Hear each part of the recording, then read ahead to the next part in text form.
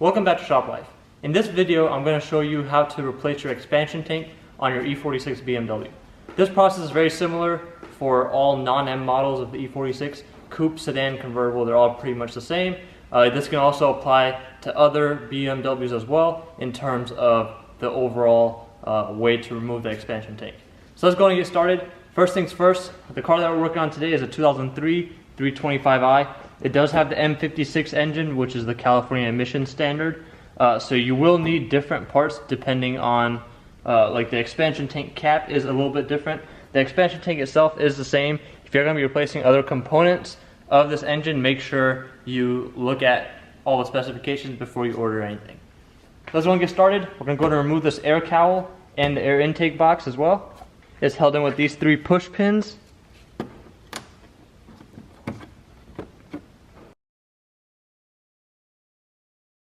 Then we're going to go ahead and remove these 2 10mm bolts.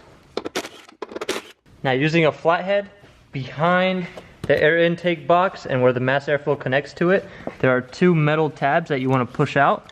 You want to go ahead and push out the tab on this side. You just use the flathead and pry against it, and there's a tab on the other side as well. Just like that. Now that we have a little bit more wiggle room, once we've removed these 2 10mm bolts, we can go ahead and separate the cowl from the airbox. There's going to be 3 tabs holding it in. There's one right here. You just want to push the tab in just a little bit, and then 2 on the other side.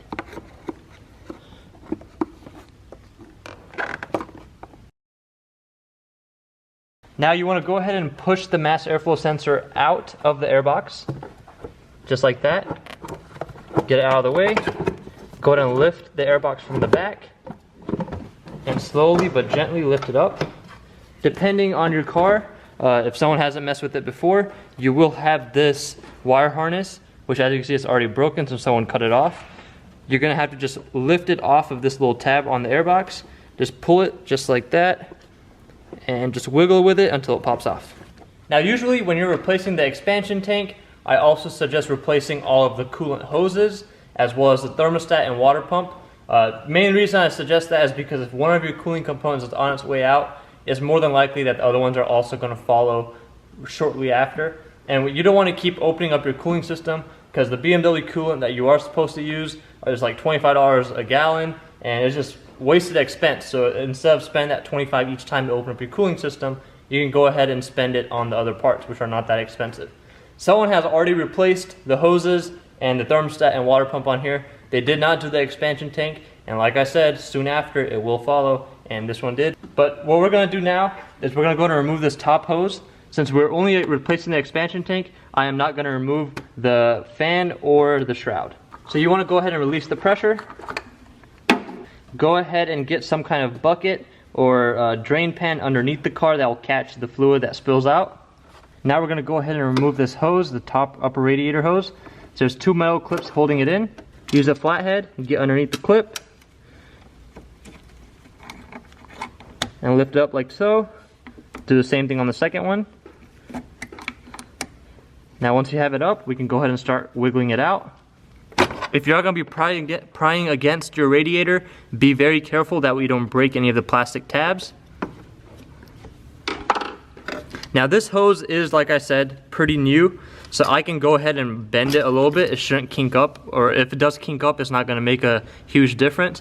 But if your hose is old and you try to do this, you might damage your hose and you might need to end up replacing it.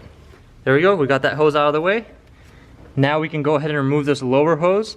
When we remove that lower hose, we are going to have a lot of fluid spill out. So this is the same concept as well. You lift the clip up and then you can pull the hose off.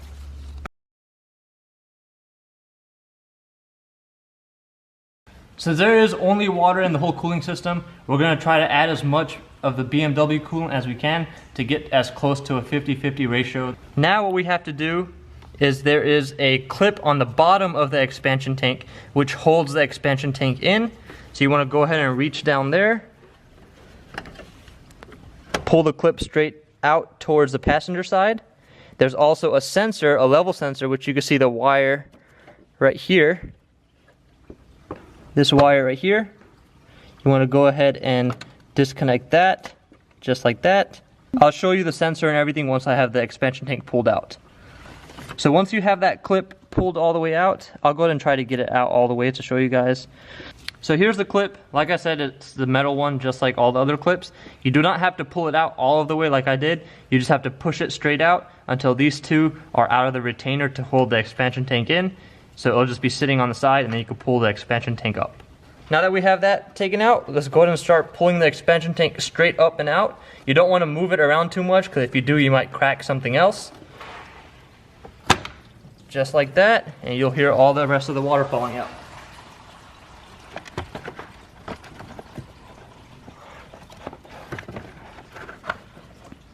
Here's the sensor I was talking about right here. This is the coolant temperature sensor. As you can see, this one has been replaced before. All right, so here's the sensor. We are gonna have to put this sensor on the other expansion tank. I highly suggest buying a new one like I have. So I'm just gonna put a new sensor on the new tank. That way we don't have to worry about any leaks in the future. And then the metal clip that I was talking about right here, it goes in on this side right here. As you can see, it sits in this retainer in the bracket.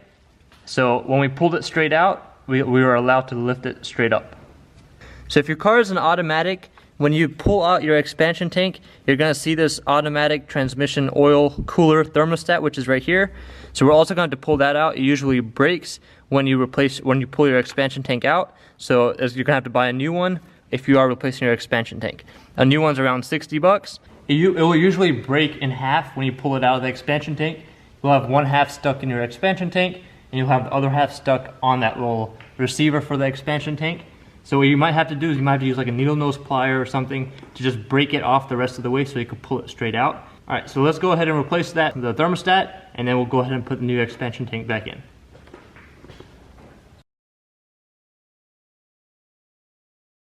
All right, so there is a tab on the expansion tank right here that has to go on the receiver, on the plastic receiver that's attached to the radiator.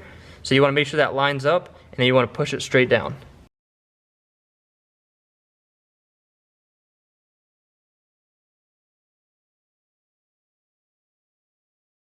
Once you have your expansion tank seated properly on the two hoses or the two inputs that go into the expansion tank, make sure you go ahead and give it a good push down onto it so it secures it properly.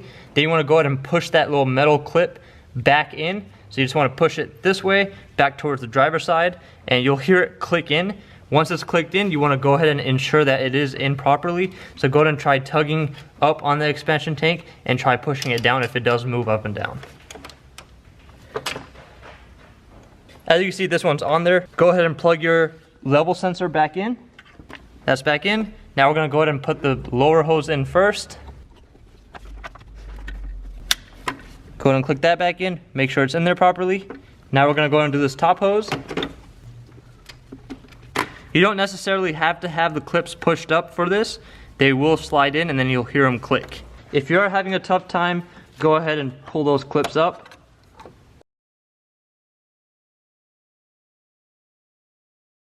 Once you have it in all the way, go ahead and push the metal tab back down. To make sure that it's seated properly, once again, use some kind of prying tool. Try to pry it off. As you see, it's not going anywhere. We should be good. One other thing that I suggest replacing is this bleeder valve. If yours is bad, go ahead and replace it.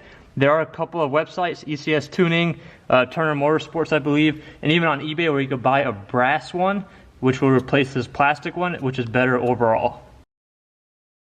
Now we're gonna go ahead and pull the bleeder screw all the way out, and we're gonna start filling up the cooling system and just make sure there's no leaks, and we're also gonna go ahead and bleed it while we're at it.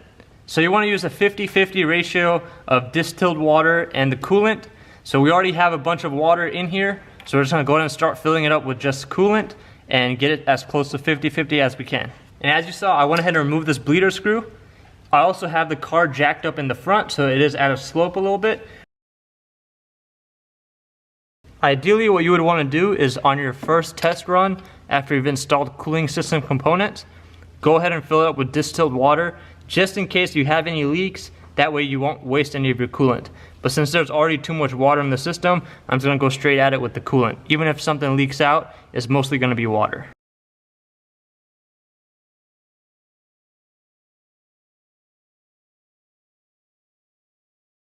You do want to go ahead and cover your belts. That way you don't get any coolant or any even liquids on your belts to prolong their life.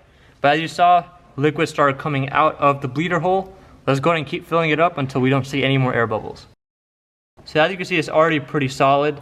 There's no air bubbles coming out. But I'm going to keep on filling to get as much of the water out and more coolant in.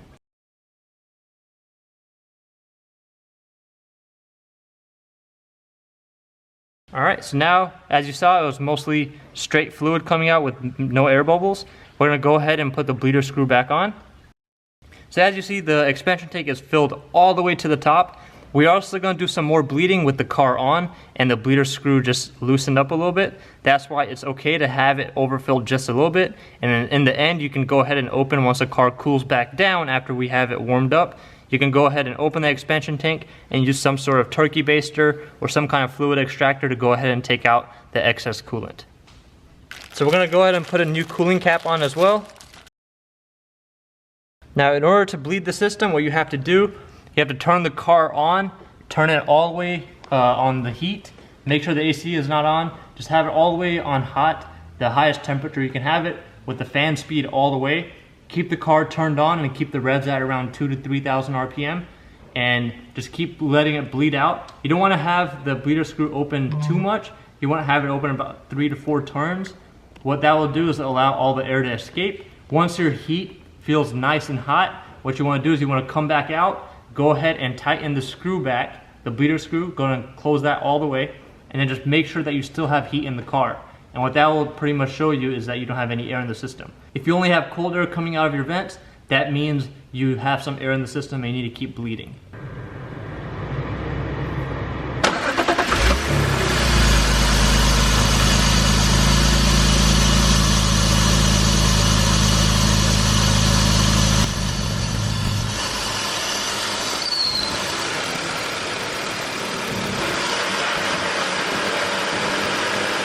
Alright, so I went ahead and closed the bleeder valve and made sure that the heat was still nice and hot. Even with the bleeder valve closed, everything was nice and hot. So I went ahead and shut the car off, and I'm just looking at for any leaks. There's no leaks. Only water that was still dripping is off of the plastic under tray that we had spilled, but there's no leaks anywhere. So we are good to go. Now I'm going to go ahead and install the air box back and then put the cowl back on as well. So when you're putting the air box back, you want to make sure that this little air induction cowl goes right in between the headlight and the space between the radiator.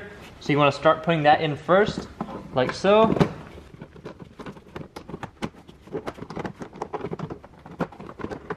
And then you want to go ahead and make sure the bottom tab on the air box has to sit in between that rubber grommet and the body of the car. So make sure that's in there properly. The best way to tell is to keep your eye on the bolt holes and make sure they are lining up with the holes in the body. And then if you have your tab is still good, make sure you go ahead and hook up your harness back on that tab that I showed you in the beginning. Our holes are lined up. We're going to go ahead and push the mass airflow sensor back in all the way and secure the metal tabs.